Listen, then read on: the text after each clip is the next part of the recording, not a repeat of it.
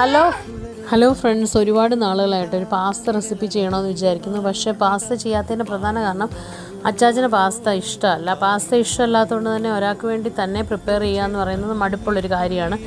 ഒരു തവണ ഞാൻ പാസ്തയൊക്കെ ഉണ്ടാക്കി നോക്കി. ഇത്തവണ ഞാൻ പാസ്ത സോസൊക്കെ വാങ്ങി വെച്ചിട്ട് കുറേ ആയി. അപ്പോൾ പാസ്ത വെച്ച് ഒന്ന് ട്രൈ ചെയ്യാമെന്ന് വിചാരിച്ചു കേട്ടോ. എൻ്റെ അനിയത്തി അടിപൊളിയായിട്ട് പാസ്ത റെസിപ്പി ട്രൈ ചെയ്യാറുണ്ട്.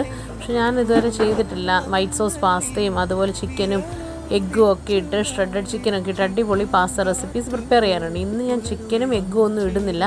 വേറെ ഒന്നും കൊണ്ടല്ല, ട്രയൽ വേർഷനാണ്. എങ്ങാനും പാളിപ്പോയി അച്ചാച്ചൻ കഴിക്കാതിരുന്നാൽ പിന്നെ ഒറ്റയ്ക്ക് കഴിക്കാൻ മടുപ്പാണ്.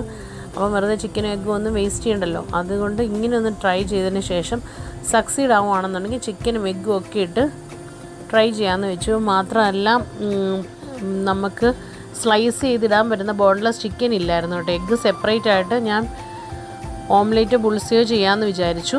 അങ്ങനെ ക്രീമി പാസ്ത ഒരു വൈറൽ റെസിപ്പി കണ്ടു കേട്ടോ. അത് നമ്മുടെ ഇഡലിക്കുട്ടത്തിനകത്ത് ആദ്യം തന്നെ ഡീറ്റെയിൽ ആയിട്ട് വീഡിയോ ചെയ്യാൻ വേണ്ടി പറ്റിയില്ല. സക്സസ് ആവുകയാണെങ്കിൽ ചെയ്യാം. കാരണം ഒരാളെ ഉറക്കി കിടത്തിയിട്ട് ഒരാൾ കൂടെ കിച്ചണിൽ തന്നെ ഉണ്ടായിരുന്നു കേട്ടോ. അപ്പം അവൻ എന്തെങ്കിലുമൊക്കെ തള്ളി മറിച്ച് താഴെ ഇടുന്നത് കൊണ്ട് തന്നെ ഞാനതൊക്കെ വെള്ളം ഊറ്റുന്നത് ദേഹത്ത് വെള്ളം വീഴാതിരിക്കാനും ഒക്കെ പേടിച്ചിട്ട് പെട്ടെന്ന് തന്നെ പ്രിപ്പയർ ചെയ്ത് പൊന്നിക്കുട്ടൻ കൂടത്തിൽ തന്നെ ഉണ്ടായിരുന്നു.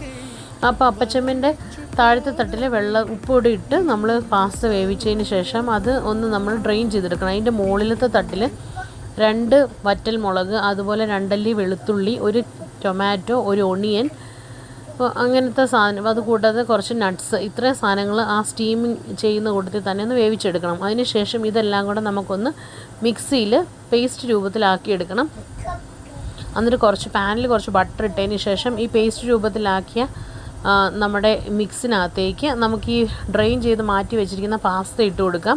അതിനകത്തോട്ട് നമ്മൾ ഈ സോസും കൂട്ടത്തിൽ വേണമെന്നുണ്ടെങ്കിൽ ഒന്ന് ബാലൻസ് ചെയ്യാൻ ടൊമാറ്റോ സോസ് ഇട്ട് കൊടുക്കാം. പിന്നെ കുറച്ച് പെപ്പർ പൗഡറും ചില്ലി ഫ്ലേക്സും കൂടെ ഇട്ട് ഇളക്കിയെടുത്ത് കഴിഞ്ഞാൽ അതിൻ്റെ കൂട്ടത്തിൽ കുറച്ച് ക്രീമും ആഡ് ചെയ്ത് മുകളിൽ കുറച്ച് ചീസ് കൂടി ഇട്ട് കൊടുത്ത്, ഒരു സ്ലൈസ് ചീസ് 1-2 സ്ലൈസ് ചീസ് കൂടി ഇട്ട് കൊടുത്തപ്പം നല്ല അടിപൊളി ടെക്സ്ചറുള്ള പാസ്ത റെഡിയായി കേട്ടോ. എൻ്റെ നോട്ടത്തിൽ ഓക്കെ ആയിരുന്നു. പക്ഷേ പാസ്ത സോസിന് കുറച്ച് എരിവുണ്ടായിരുന്നു കേട്ടോ. അച്ചാച്ചന് കൊടുത്തു നോക്കിയപ്പം ഇഷ്ടപ്പെട്ടു, അടിപൊളിയാണെന്ന് പറഞ്ഞു.